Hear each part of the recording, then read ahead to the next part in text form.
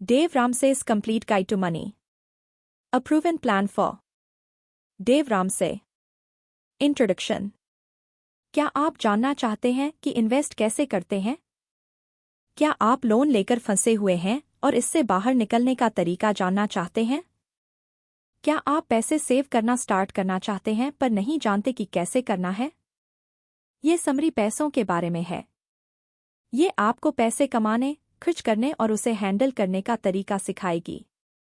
ये उन बुक्स में से नहीं है जो आपको कुछ ही सालों या हफ्तों में अमीर बनाने का प्रॉमिस करते हैं। ये उन रियलिस्टिक बुक्स में से एक है जो सच्चे और भरोसेमंद एडवाइस ऑफर करती है। ये समरी आपको सेविंग करने के तरीके सिखाएगी और ये बताएगी कि अपने लाइफस्टाइल को कैसे चेंज किया जाए।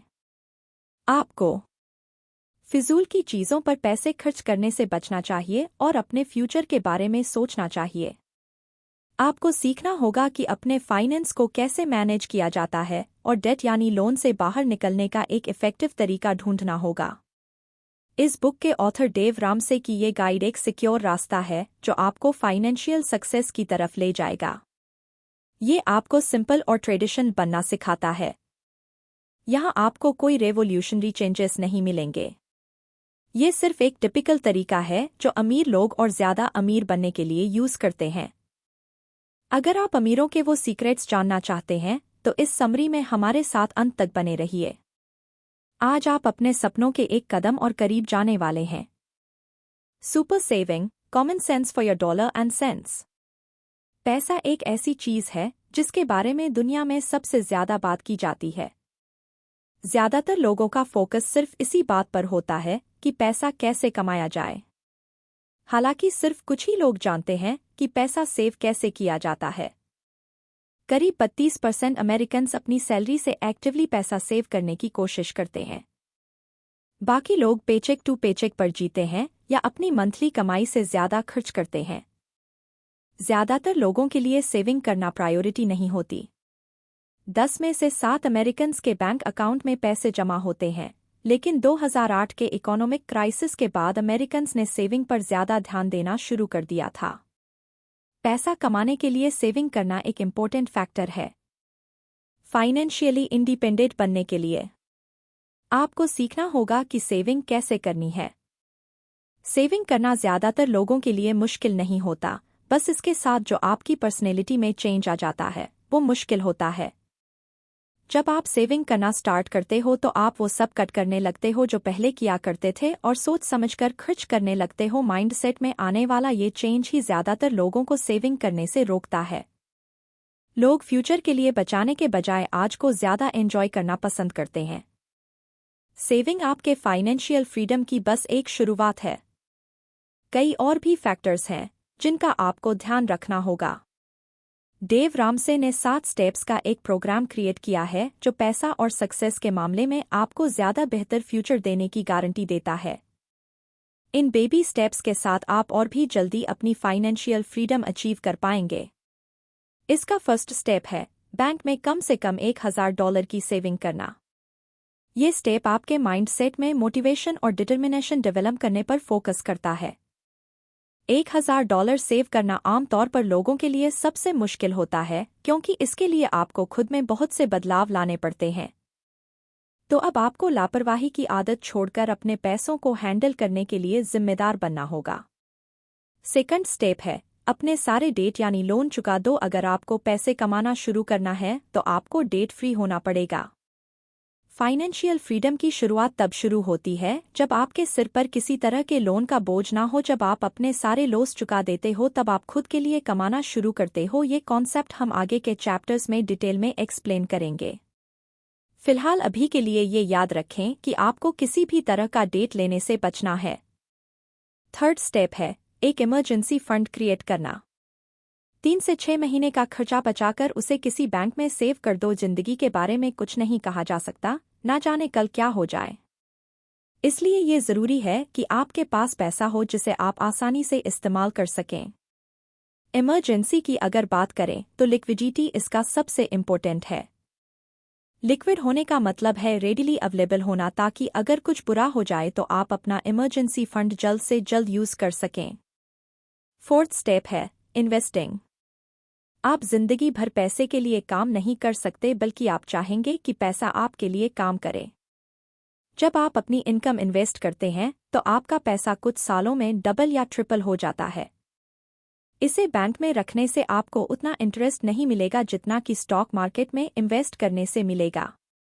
आपको लॉन्ग टर्म सेविंग्स का भी इस्तेमाल करना चाहिए, जैसे कि रिटायरमेंट और कॉलेज फंड्स। 5th स्टेप है अपने बच्चों के फ्यूचर के लिए पैसा सेव करना।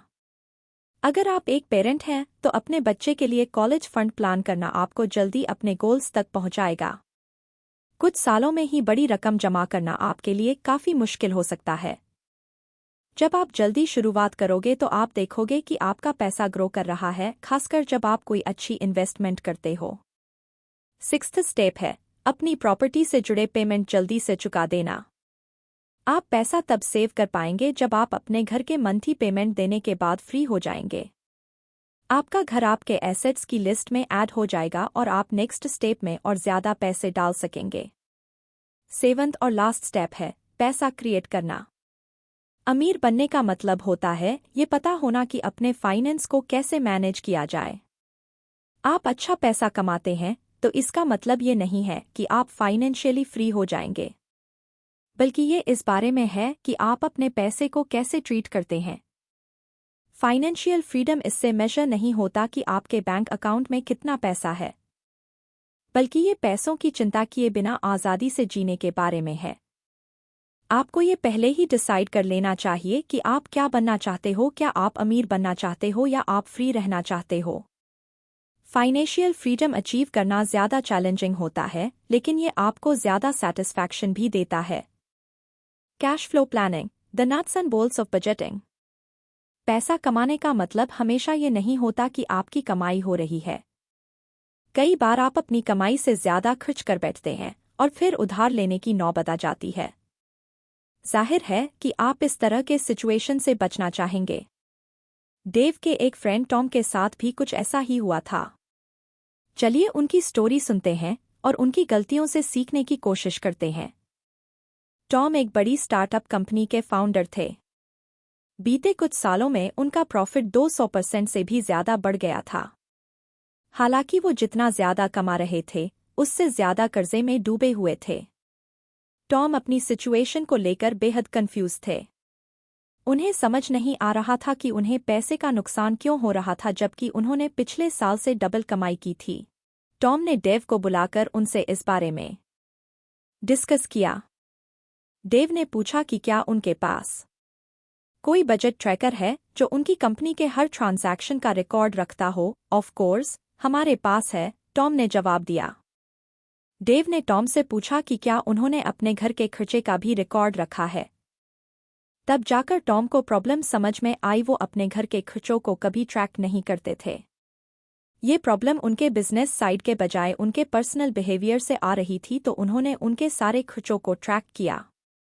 टॉम को असल में घाटा इसलिए हो रहा था क्योंकि उन्होंने कोई पर्सनल बजट नहीं बनाया था। बिजनेस की दुनिया में बजट बनाना एक कॉमन प्रैक्टिस है। कंपनियां अपने एक्सपेंसेस यानी खर्चों को ट्रैक करती हैं और अपने फ्यूचर खर्चा का भी बजट बनाकर रखती हैं। लोग अक्सर इस प्रैक्टिस को अनदेखा करते हैं और इसे सिर्फ अपने बिजनेस तक लिमिटेड रखते हैं। वो अपने घर के खर्चे का बजट नहीं बनाते, जिसके कारण हर महीने का खर्चा उनके कंट्रोल से बाहर हो जाता है। बजट बनाने का मतलब है इस बात पर कंट्रोल होना कि आपका पैसा कहाँ जा रहा है। ये आपको आइडिया देता है कि आप किस चीज पर कितना खर्च कर रहे हैं। बजट बनाने से आप अपना जीवन ठीक उसी तरह जी सकते हैं जैसा आप चाहते हैं। जब आप अपने मंथली बजट के साथ अपने गोल्स सेट करोगे तो आप पता चलेगा कि आप अपने सपने के कितने करीब हो। शुरू के कुछ महीने आपको अपने बजट के हिसाब से चलने में परेशानी हो सकती है। फर्स्ट मंथ हमेशा सबसे मुश्किल होता है। हालांकि इससे आपको निराश होने की जरूरत नहीं है। एक स्ट्रिक्ट बजट को फॉलो करने के लिए अपने बिहेवियर और लाइफस्टाइल में चेंज करना जरूरी है। ऐसा करना आसान नहीं होगा। इसके लिए आपको मजबूत इरादे और विल पावर की जरूरत होगी। कुछ लोग बजट नहीं बनाना चाहते क्योंकि उन्हें डर होता है कि पता नहीं उन्हें क्या पता चल जाए। अगर वो अपने सारे खर्चों को टैग करने लगे तो उन्हें पता चलेगा कि वो अब तक कितना फिजूल खर्च करते आ रहे थे। आपको अपने पैसे खर्च करने की बुरी आदत से भी डील करना होगा और लग्जरी आइटम पर पैसा लुटाने की आदत को भी बंद करना होगा। कुछ लोगों के लिए खुद में इतना बदलाव लाना मुश्किल होता है, इसलिए वो अपने पैसे का हिसाब किताब नहीं रखना चाहते और बगैर सोचे समझे खर्च करते रहते हैं। बजट बनाने के कई फायदे हैं। पहला ये कि अगर पहले $4000 का चेक आपके लिए 3 हफ्ते तक चलता था तो अब उसे 1 महीने तक चलाओ। जब आप अपने खर्च का हिसाब किताब रखोगे तो आपका पैसा ज्यादा सेव होगा। आप बेकार की चीजों पर खर्च करना छोड़ दोगे और सिर्फ वही सामान लोगे जिसकी आपको वाकई में जरूरत है। बजट बनाने से लोगों का स्ट्रेस लेवल भी घटता है, क्योंकि ऑर्गेनाइज्ड खर्चे की लिस्ट की वजह से आपको बिल चुकाने की चिंता नहीं होती। जब तक आप खर्चे से ज्यादा सेविंग पर ध्यान दोगे तो आपको परेशान नहीं होना पड़ेगा। एक बजटेड इनकम आपको खर्च किए गए एक एक रुपए को कंट्रोल करने में मदद करता है। अपने बजट के साथ टिके रहने का बेस्ट तरीका ये है कि आप अपना मंथली बजट चेंज करते रहो। देखो कि कौन से खर्चे फिक्स्ड हैं और कौन से चेंज होते रहते हैं। फिक्स्ड एक्सपेंसेस वो होते हैं जो हर महीने सेम रहते हैं। इसमें रेंट, सब्सक्रिप्शन और यूटिलिटीज जैसे इलेक्ट्रिसिटी वगैरह शामिल हैं। जबकि वैरिएबल एक्सपेंसेस वो खर्चे हैं जो हर महीने चेंज होते हैं। इसमें शॉपिंग करना, बाहर खाना और एंटरटेनमेंट शामिल हैं। आपके बजट को स्टेबिलिटी इस चीज से मिलती है कि आप फिक्स्ड एक्सपेंसेस पर कितना पैसा खर्च करते हैं। आप अपना मंथली बजट वैरिएबल खर्चों के लिए चेंज कर सकते हो। इस अरेंजमेंट के साथ आपको हर महीने क्या करना है उसमें और ज्यादा फ्लेक्सिबिलिटी मिलेगी। आपको बिल्कुल सेम एक्टिविटीज को फॉलो करने की जरूरत नहीं है। आप अपने बजट को शॉपिंग से ट्रैवल या ट्रैवल से शॉपिंग में स्विच भी कर सकते हैं। Dumping debt, breaking the chains of debt. आजकल लोग मानते हैं कि डेट यानी लोन लेना लाइफ का एक जरूरी पार्ट हो गया है। अगर आप किसी से भी पूछें तो करीब 70% लोग ऐसे मिल जाएंगे जो क्रेडिट कार्ड पर डिपेंड करते हैं और पेचेक टू पेचेक जी रहे हैं। हालांकि पहले के टाइम में उधार लेना अच्छी बात नहीं मानी जाती थी। सच तो ये है कि अभी 2 जनरेशन पहले तक लोगों को उधार लेना बड़ी शर्मिंदगी की बात लगती थी। लोग उधार लेने के बजाय मरना ज्यादा पसंद करते थे। अमीर और सक्सेसफुल लोग भी सिर्फ कैश टू कैश के बेसिस पर लेन देन करना पसंद करते थे। फोर्ड मोटर्स के फाउंडर हेनरी फोर्ड अपने शॉप में क्रेडिट सेल्स यानी उधारी अलाउ नहीं करते थे। फोर्ड मोटर्स ने कार लोन अभी 10 साल पहले ही स्टार्ट किया है, जब उनके कॉम्पिटिटर्स ने इसे ऑफर करने की शुरुआत की थी, और अब क्रेडिट सेल्स फोर्ड के बिजनेस का एक अहम हिस्सा बन गया है। उनका ज्यादातर रेवेन्यू उन बायर्स से आता है जो इंस्टॉलमेंट बेसिस पर पे करते हैं। तो 2 जनरेशन के बीच ऐसा क्या बदल गया? ऐसा कैसे हो गया कि हम लोन बुरा मानने के बजाय पूरी तरह से उस पर डिपेंडेंट हो गए? इन सवालों का जवाब है नजरिया। आज के मॉडर्न दौर में कई चीजें बदली हैं और इवॉल्व हुई हैं, और इसमें हमारा नजरिया भी शामिल है। क्रेडिट कार्ड डीलर्स ने डेट को लेकर पब्लिक की सोच को सक्सेसफुली चेंज कर दिया है। उन्होंने सक्सेसफुली अपने प्रोडक्ट को मार्केट किया है और लोगों को ये सोचने पर मजबूर किया है कि डेट पेमेंट करने का एक आसान तरीका है और हमारी लाइफ का एक अहम हिस्सा भी। पहले तो आपको ये समझना होगा कि आपका ये जो क्रेडिट कार्ड दिया जाता है, ये भी एक प्रोडक्ट है।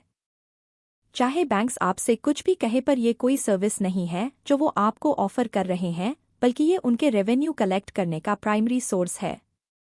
उनका प्रोडक्ट है कार्ड, और आप एक कंज्यूमर के तौर पर उनकी इनकम सप्लाई करते हो। वो लोगों के दिमाग में ये बात डालते हैं कि क्रेडिट कार्ड इतनी ग्लैमरस चीज है कि हर साल हजारों लोग क्रेडिट कार्ड लेने लगे हैं। क्या आपने लोगों को अपने नए प्लेटिनम अमेरिकन एक्सप्रेस कार्ड या मास्टर कार्ड ब्लैक कार्ड के बारे में बढ़ चढ़कर बोलते हुए सुना है? इस तरह की मार्केटिंग बैंक्स के जरिए क्रिएट की जाती है, जो आपको ये सोचने पर मजबूर करती है कि एक डेट क्रिएट करने वाले मशीन के होने से आपकी लाइफ और ज्यादा बेहतर हो जाएगी। इसका फायदा सिर्फ इतना सा है कि ये आपका सोशल स्टेटस ऊंचा उठा देता है। लेकिन क्या आप इसलिए उधार की जिंदगी जी रहे हैं ताकि बाकियों को लगे कि आप अमीर हैं? आप चाहे इसे कितना भी जायज़ ठहराने की कोशिश करें, पर डेट कभी भी कुछ खरीदने का सही तरीका नहीं हो सकता। अगर आप क्रेडिट कार्ड से कार ले रहे हैं तो एक बार और सोच लीजिए। अगर आप कैश में ब्रांड न्यू कार नहीं खरीद सकते तो इससे बेहतर है कि आप सेकंड हैंड कार खरीद लीजिए। आपकी नई कार की वैल्यू पहले 4 सालों में ही करीब 70% घट जाएगी, यानी आपके हज़ारों रुपए पानी में गए। ऊपर से कार लोन के इंटरेस्ट के लिए आप एक्स्ट्रा पैसा भी पे करेंगे। तो क्या अब भी आप एक नई कार लेने में इंटरेस्टेड हैं? आप में से शायद कुछ लोग सिर से पैर तक कर्जे में डूबे होंगे और कुछ के सिर्फ छोटे-मोटे लोन चल रहे होंगे। इससे डील करने का बेस्ट तरीका है debt snowball effect, debt snowball effect. ये इस बात पर फोकस करता है कि जितना जल्दी हो सके उतना लोन चुका दो। इसके लिए पहले छोटे से लेकर बड़े तक अपने सारे डेट की लिस्ट बनाओ, फिर कोशिश करो कि छोटे-छोटे डेट पहले पे करके धीरे धीरे बड़े डेट की तरफ बढ़ो। हम छोटे डेट से शुरुआत क्यों कर रहे हैं? क्या बड़े से छोटे डेट की तरफ जाना ज़्यादा इफेक्टिव नहीं होगा? इसका जवाब मोमेंटम के इर्द गिर्द घूमता है। बड़े डेट पे करने से पहले आपको इतना मोमेंटम बनाना है कि आपका मोमेंटम ग्रो होते होते किसी स्नोबॉल की तरह पहाड़ से नीचे लुढ़कने लगे। जब आप बड़े डेट पर पहले फोकस करोगे तो उसे फौरन चुकाना आपके लिए मुश्किल होगा, इसमें काफ़ी टाइम लगेगा। लेकिन अगर आप छोटे डेट पहले चुकोगे तो आपका कॉन्फिडेंस बढ़ेगा। आप इसे अपने लिस्ट से हटाने के लिए ज़्यादा मोटिवेटेड रहेंगे। एक बार डेट फ्री होने के बाद आपको हर हाल में फिर लोन लेने से बचना होगा। दूसरों से उधार लेना छोड़ दो और अपनी इनकम सेव करना शुरू करो। डेट एक टूल है जो कॉर्पोरेशन आप जैसे स्ट्रगल कर रहे लोगों से प्रॉफिट कमाने के लिए यूज करते हैं। उन लोगों में अपना नाम शामिल मत करो जो डेट के गुलाम हैं, बल्कि आपका सारा फोकस इस बात पर होना चाहिए कि आपको जल्द से जल्द डेट फ्री होना है। That's not good enough. How to buy only big bargains। America में ज़्यादातर लोगों को नेगोशिएट करना नहीं आता। 10 में से सिर्फ 2 लोग बेहतर डील पाने की कोशिश करते हैं। अमेरिकन्स के लिए किसी स्टोर में जाना, कोई प्रोडक्ट उठाना और उस पर लगे हुए स्टिकर का प्राइस पे करना आम बात है। मोल भाव करके प्राइस कम करवाने की कोशिश करना बहुत कम अमेरिकन्स को आता है। बाकी लाखों लोग बेटर डील लेने के लिए बार्गेन यानी मोल भाव करते हैं। अगर आप यूएस के बाहर जाएंगे तो आपको डेली ये नज़ारा देखने को मिल जाएगा। चाहे मार्केट हो या स्टोर, लोग आमतौर पर मोल भाव करके वो प्राइस कम करवाने की कोशिश करते हैं जो उन्हें शुरुआत में ऑफर किया गया था। ज़्यादातर अमेरिकन्स नेगोशिएशन को अवॉइड करते हैं क्योंकि उन्हें ये गलत और बेकार का काम लगता है। उन्हें लगता है कि नेगोशिएट करने से सेल्समैन को घाटा होता है। डेव रामसे को एक बार एक बुजुर्ग औरत ने मोल भाव करते देखकर कहा था, मैं कभी किसी के साथ ऐसा नहीं कर सकती। यह मेहनती लोगों से पैसे छीनने और उन्हें तकलीफ देने जैसा है। लेकिन डेव नेगोशिएट करने में मानते हैं। वो जहां जाते हैं, बेटर प्राइस के लिए मोल भाव करते हैं। नेगोशिएट करना गलत नहीं है। इससे सेल्समैन को कोई घाटा नहीं होने वाला। इसका सीक्रेट बस ये है कि नेगोशिएट करते वक्त आपको सही बनाना होगा। बेस्ट डील आपको तब मिलेगी जब आप और सेल्समैन दोनों को जो चाहिए वो मिलेगा, यानी कोई भी पार्टी खाली हाथ ना लौटे। एक अरेंजमेंट जहां सबकी जीत हो वही बेस्ट होता है, और ये परफेक्ट डील सिर्फ कम्युनिकेशन से ही मिल सकती है। अगर आप दोनों अपने गोल्स के बारे में कम्युनिकेट करेंगे तो उम्मीद है कि आप दोनों मिलकर किसी एक नतीजे पर पहुंच सकते हैं जिसमें किसी का घाटा ना हो। डेव की फेवरेट स्टोरीज में से एक है ऑरेंज को लेकर नेगोशिएट करना। एक दिन 2 औरतें ऑरेंज लेने एक ग्रोसरी स्टोर में घुसी। लेकिन जैसे ही दोनों फ्रूट सेक्शन में गई तो उन्होंने देखा कि वहां पर सिर्फ एक ही ऑरेंज बचा था। दोनों औरतें बहस करने लगी कि वो ऑरेंज कौन लेगा और इस बारे में उनकी 10 मिनट तक बहस होती रही। कुछ देर बाद दोनों एक नतीजे पर पहुंची। उन्होंने डिसाइड किया कि वो ऑरेंज का प्राइस आधा आधा पे करेंगी और आधा आधा ऑरेंज बांट लेंगी। अंत में पता चला कि उनमें से एक औरत को केक में डालने के लिए ऑरेंज का छिलका चाहिए था, जबकि दूसरी औरत को ऑरेंज स्मूदी बनाना था। लेकिन अब क्योंकि इस बारे में उन्होंने कोई बात ही नहीं की थी तो उन्हें पूरे के बजाय सिर्फ आधा ऑरेंज ही मिला था। नेगोशिएट करने में इफेक्टिव कम्युनिकेशन और क्लियर डिलीवरी की ज़रूरत होती है। गलतफहमी से बचने के लिए आपको शुरुआत में ही बता देना चाहिए कि आप क्या चाहते हैं। डेव रामसे ने नेगोशिएट करने के 7 बेसिक रूल बनाए हैं। इन रूल्स को फॉलो करके आप फ्यूचर में अच्छी डील पा सकते हैं, इस बात की पूरी गारंटी है। तो फर्स्ट रूल है कि हमेशा ईमानदार रहें और पूरी सच्चाई बताएं। एकदम साफ और क्लियर शब्दों में नेगोशिएट करें, दूसरे का घाटा करके आप अपना भला नहीं करना चाहेंगे। ऐसा करना गलत होगा। सेकंड रूल है हमेशा कैश लेकर आए। अगर आपके हाथ में कैश होगा तो आपको नेगोशिएट करते वक्त बेस्ट प्राइस डिसाइड करने में आसानी होगी। जहां कैश नजर आता है वहां सेलर ज्यादा इमोशनल हो जाते हैं। ये उन्हें फील कराता है कि बस अब उनका प्रोडक्ट किसी भी टाइम बिक सकता है। थर्ड, उस डील को छोड़कर जाने की पावर को यूज करो। नहीं, हम ये नहीं कह रहे कि आप शॉपिंग किए बिना ही लौट जाओ, बल्कि इसका मतलब यह है कि आपको प्रोडक्ट में डिसइंटरेस्ट यानी अरुचि दिखानी है। सेलर प्राइस कम करने के लिए तब तैयार हो जाते हैं जब उन्हें लगता है कि आपको उनके प्रोडक्ट में इंटरेस्ट कम है और आप बिना कुछ लिए ही जा रहे हैं।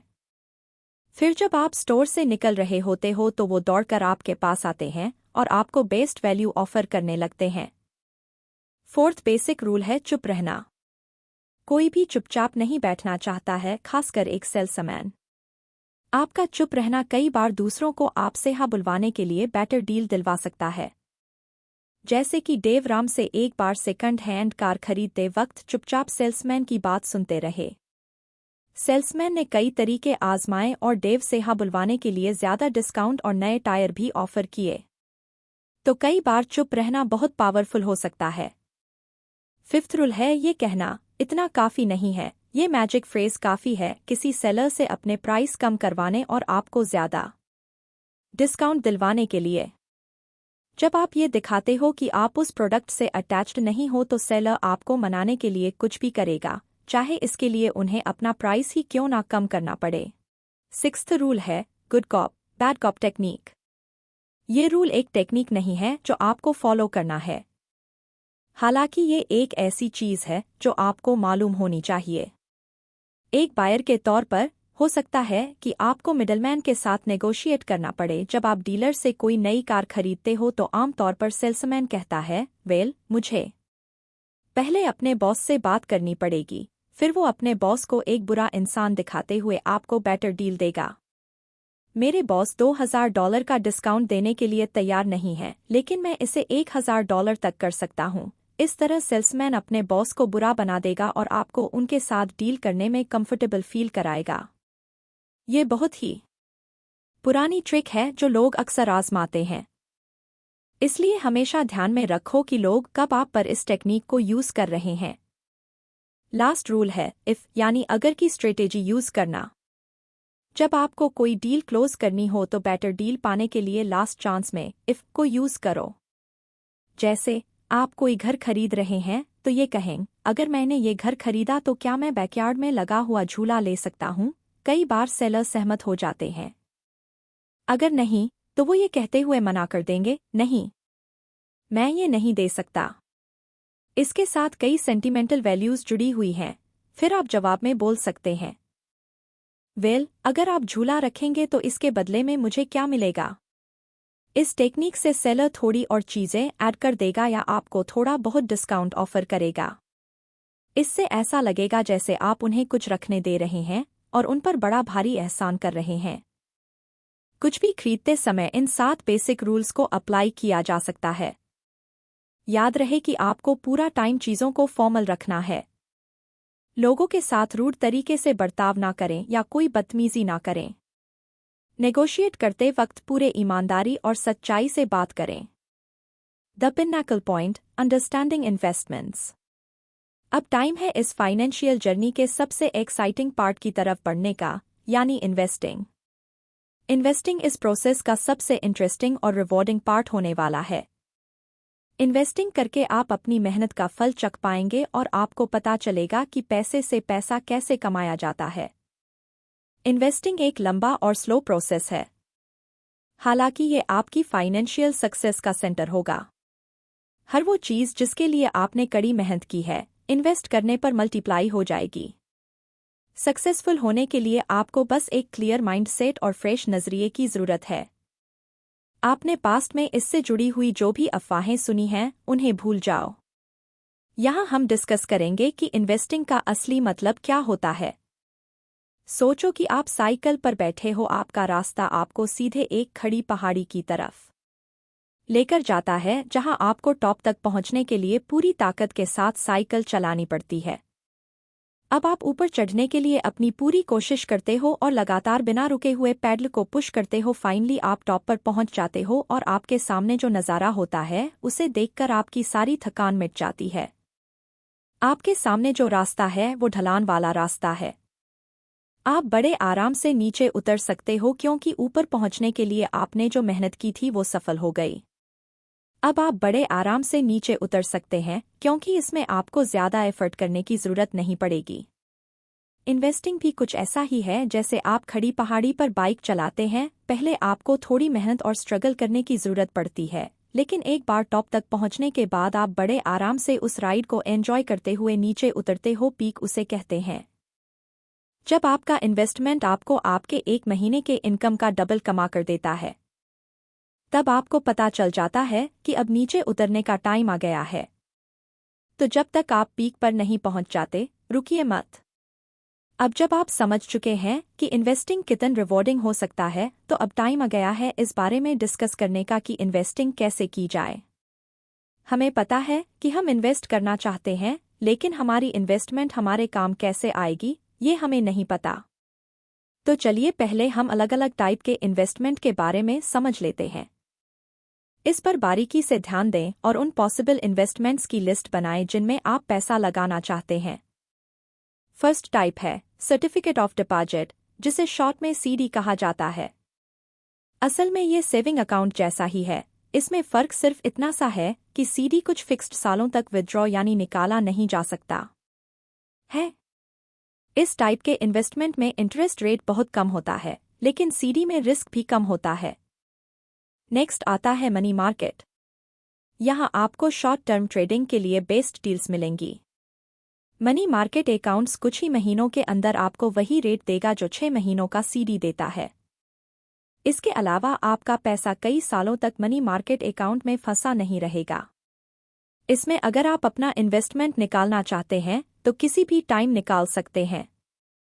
एक और टाइप का इन्वेस्टमेंट है सिंगल स्टॉक। इस तरह के इन्वेस्टमेंट में आपको किसी कंपनी का एक हिस्सा मिल जाता है और उसके मालिक बन जाते हो। जैसे मान लो आपने गूगल के स्टॉक्स खरीदे, तो जो पैसा आपने लगाया उसके बदले आपको स्टॉक सर्टिफिकेट दिया जाएगा।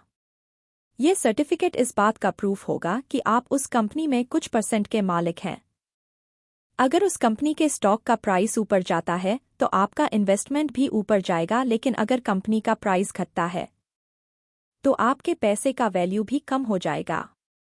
तो ध्यान रहे कि आप अच्छे और रेपुटेड कंपनी में ही इन्वेस्ट करें। उन कंपनियों में कभी इन्वेस्ट ना करें जिनका नाम तक आपने कभी नहीं सुना है। नेक्स्ट टाइप का इन्वेस्टमेंट है बॉन्ड्स।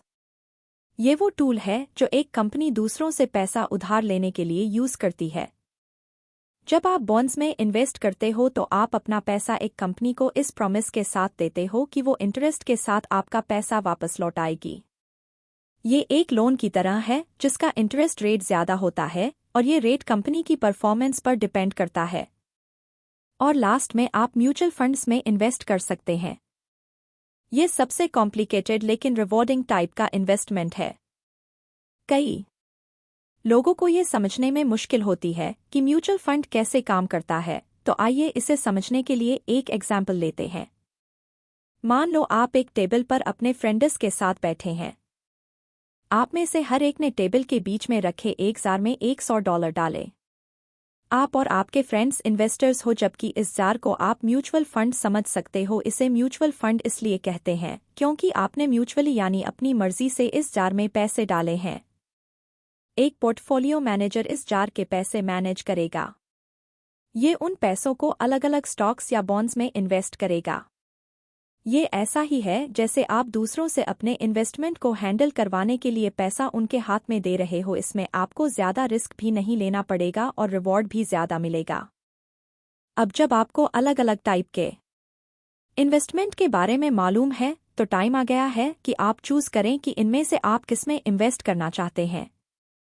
इस बारे में प्लान करें और किसी ऐसे इंसान को कांटेक्ट करें जो आपको बेटर डिसीजन लेने में हेल्प कर सके। इन्वेस्टिंग का मतलब ही होता है फ्यूचर में देखना। ये ध्यान रहे कि इन्वेस्ट करने से पहले आप अच्छे से सब कुछ सोच समझ लें। Working in your strengths, careers and extra jobs. Dave Ramsey अपने दादाजी को अपना आदर्श मानते हुए बड़े हुए थे। उनके दादा एक मेहनती शख्स थे जिन्हें एक ही कंपनी में काम करते हुए 30 साल हो गए थे। वो उन्हें देखकर बहुत इंस्पायर होते थे। उन्होंने अपने काम से प्यार करना और उसके एडवांटेज लेना सीख लिया था। डेव के दादा को एक बार भी जॉब छोड़ने या किसी दूसरी कंपनी में कोई और जॉब ढूंढने का ख्याल नहीं आया। अपने रिटायरमेंट तक उन्होंने अपना सब कुछ सिर्फ उसी एक कंपनी को दिया था। हालांकि एक ही तरह की सिचुएशन में रहना अब उतना इफेक्टिव नहीं रहा है जितना कि पहले हुआ करता था। आज की जनरेशन के लोग अच्छी अपॉर्चुनिटी मिलते ही पुरानी जॉब छोड़ देते हैं और ये बहुत कॉमन सी बात हो गई है। ऐसा नहीं है कि आज की जनरेशन पहले के लोगों की तरह मेहनती नहीं रही, बल्कि ये सब कल्चर में हुए शिफ्ट की वजह से हुआ है। काम को लेकर अब लोगों के अंदर एक नया और अलग नजरिया डेवलप हुआ है। अब काम सिर्फ पैसा कमाने का जरिया नहीं रहा, बल्कि अब ये करियर बनाने पर ज्यादा फोकस करता है। ये पूरी बुक पैसों को हैंडल करने के बेसिक्स पर फोकस करती है। ये सिखाती है कि डेट से कैसे बाहर निकला जाए और अपने पैसों को उन चीजों के लिए कैसे सेव किया जाए जो आपके लिए सबसे इम्पोर्टेंट हैं। हम अब तक वो सब कुछ कवर कर चुके हैं जो पैसे खर्च करने के मामले में आपको जानने की जरूरत थी। अब हमें इस बात पर फोकस करना है कि पैसा कैसे कमाया जाए। आपके खर्चा के साथ साथ आपकी कमाई भी जरूरी है। अगर आप कमाई से ज्यादा खर्च करेंगे तो कभी पैसा सेव नहीं कर पाएंगे। आपकी लाइफ का मेन फोकस होना चाहिए अच्छा पैसा कमाना। हालांकि लाइफ चेंजिंग डिसीजन लेते वक्त आपको सिर्फ इसी बात का ध्यान नहीं रखना है। आपके लिए ये बेहद जरूरी है कि आप वो काम करें जो आपको पसंद हो, या कम से कम आप उस काम को एंजॉय कर सकें। आप अपना ज्यादातर वक्त काम पर रहते हैं, तो अगर आपकी आधी जिंदगी उस चीज को करने में गुजर जाए जो आपको पसंद ही नहीं है, तो इसका फायदा क्या हुआ। आज की जनरेशन के माइंड में ये बात एकदम क्लियर है। बहुत से यंगस्टर्स एक जॉब से दूसरी जॉब में इसलिए स्विच करते हैं क्योंकि उन्हें किसी ऐसी चीज की तलाश होती है जिसे लेकर वो पैशनेट फील कर सकें। अगर मैं कहूं कि फॉलो योर ड्रीम, तो शायद आपको ये घिसापिटा डायलॉग लगेगा, लेकिन असल में यही सच है। जीने के लिए हमें सिर्फ एक बार ही जिंदगी मिलती है, इसलिए खुद को अपने ही बनाए हुए जेल में कैद करके अपना टाइम वेस्ट मत करो। जब आप काम करना स्टार्ट करते हो तो लोग अक्सर आपसे दो बातें कहते हैं जो एकदम झूठ हैं। पहला झूठ, लोग आपसे कहेंगे कि आप अपनी जॉब में ग्रो करेंगे। वो कहेंगे कि आपको धीरे धीरे अपने जॉब से प्यार हो जाएगा, लेकिन सबके साथ ऐसा नहीं होता है। जब आप वो करते हो जो आपको बिल्कुल भी पसंद नहीं है, तो आप उस काम को सिर्फ बर्दाश्त करना सीख जाते हो। हमारी पर्सनैलिटी इतनी जल्दी चेंज नहीं होती। अगर आप एडवेंचरस और आउटगोइंग स्वभाव के हैं, तो यकीन मानिए कि आप पूरा दिन एक ऑफिस में बैठे हुए काम नहीं कर पाएंगे। कुछ ऐसा करो जिसमें आपका पैशन और आपकी ताकत शामिल हो। जो काम आपको पसंद नहीं है, उसे जबरदस्ती करने की कोशिश मत करो। दूसरा झूठ है कि लोग आपको बोलेंगे कि अपनी कमजोरी पर फोकस करो। जब हम स्कूल में होते हैं तो हमें उन सब्जेक्ट्स पर फोकस करने को कहा जाता है जिनमें हम वीक होते हैं। जैसे अगर हमें बायोलॉजी में A मिला और मैथ्स में F, तो हमें मैथ्स पर ज्यादा फोकस करने को कहा जाता है। इस टाइप की स्ट्रेटेजी असली दुनिया में काम नहीं करती है। अपनी कमजोरी को ताकत में बदलने की कोशिश मत करो। हर चीज में अच्छा होना एक चीज में बेस्ट होने के मुकाबले कुछ भी नहीं है। अपनी ताकत के बारे में पता करो और उसे बढ़ाने पर ध्यान दो। अपने फील्ड में बेस्ट बनने की कोशिश करो। इस तरह आप अपनी पसंद का काम करने के साथ साथ उससे बहुत पैसा भी कमा पाएंगे। हर किसी को एक स्टार्टिंग पॉइंट की जरूरत होती है, चाहे वो कम सैलरी वाली या पार्ट टाइम जॉब ही क्यों ना हो। आपको कहीं से तो शुरुआत करनी पड़ेगी। आपको जो मिला है उसी में संतुष्ट मत रहो, हमेशा उससे आगे बढ़ने की सोचो। आप रुकावटों से जूझते हुए और कंसिस्टेंट रहकर अपना करियर बनाते हो। अगर सिचुएशन आपके फेवर में नहीं है तो भी हार मत मानो। याद रखो, आगे चलकर आपकी मेहनत जरूर रंग लाएगी। कंक्लूजन। सबसे पहले आपने सेविंग और सक्सेस के 7 स्टेप प्रोग्राम के बारे में जाना। ज्यादातर लोगों के लिए सेव करना टॉप प्रायोरिटी नहीं होती है, लेकिन अगर आप फाइनेंशियली स्टेबल होना चाहते हैं तो आपको ऐसा करना होगा। 7 स्टेप प्रोग्राम में सेविंग, डेट फ्री होना, एक इमरजेंसी फंड क्रिएट करना और एक कॉलेज फंड रखना, अपने घर के खर्चों को चुकाना और वेल्थ बिल्ड करना शामिल है। इन स्टेप्स के साथ आप गारंटी के साथ फाइनेंशियली फ्री हो सकते हैं। इसे स्टार्ट करना इतना भी इजी नहीं होगा, लेकिन फ्यूचर में ये जरूर रिवॉर्डिंग होगा। सेकंड, आपने बजट बनाने की इम्पोर्टेंस के बारे में सीखा। पर्सनल खर्चों का बजट बनाना पैसे कमाने का एक इम्पोर्टेंट पार्ट है। आपको सीखना होगा कि अपने फाइनेंस को ग्रो करने के लिए इसे कैसे ट्रैक करें। शुरुआत के कुछ महीने एक स्ट्रिक्ट बजट फॉलो करना शायद मुश्किल हो सकता है, लेकिन बाद में ये आपको आसानी लगेगा। इसके लिए आपको अपना बिहेवियर और लाइफस्टाइल चेंज करना होगा।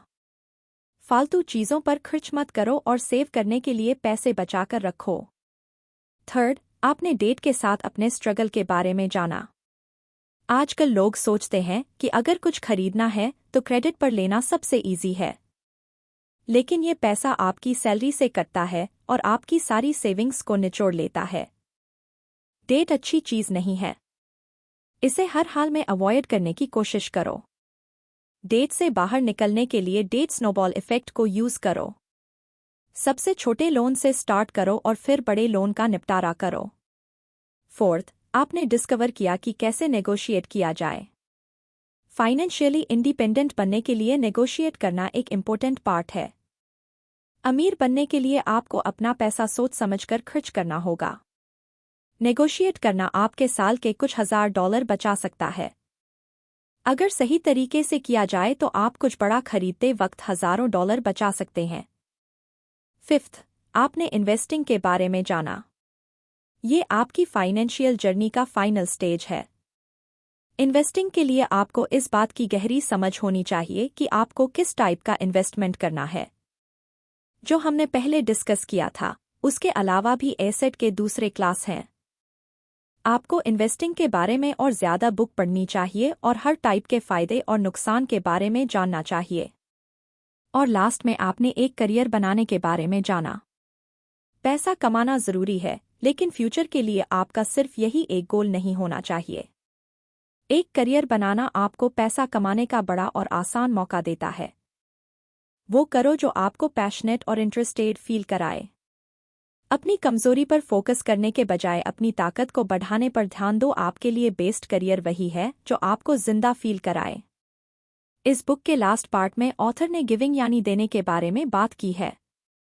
कई लोग मानते हैं कि अमीर लोग बुरे होते हैं और उन्हें अपनी दौलत सबको बांट देनी चाहिए, लेकिन ये गलत सोच है। क्या आपको सोने के अंडे देने वाली बत्तख की कहानी याद है? अगर वो अमीर आदमी अपनी बत्तख लोगों को देगा तो वो मर जाएगी और अंडे नहीं दे पाएगी, पर अगर वो लोगों को बत्तख के अंडे देगा तो औरों का भी भला होगा और वो अमीर आदमी लोगों की मदद करता रहेगा, क्योंकि वो उसे पालता रहेगा और उसकी बत्तख सोने के अंडे देती रहेगी। यानी इससे हमें सीख मिलती है कि हमें बुद्धिमान और उदार बनना चाहिए। अपनी वेल्थ जनरेट करते रहिए और साथ ही दूसरों का भला भी करते रहिए।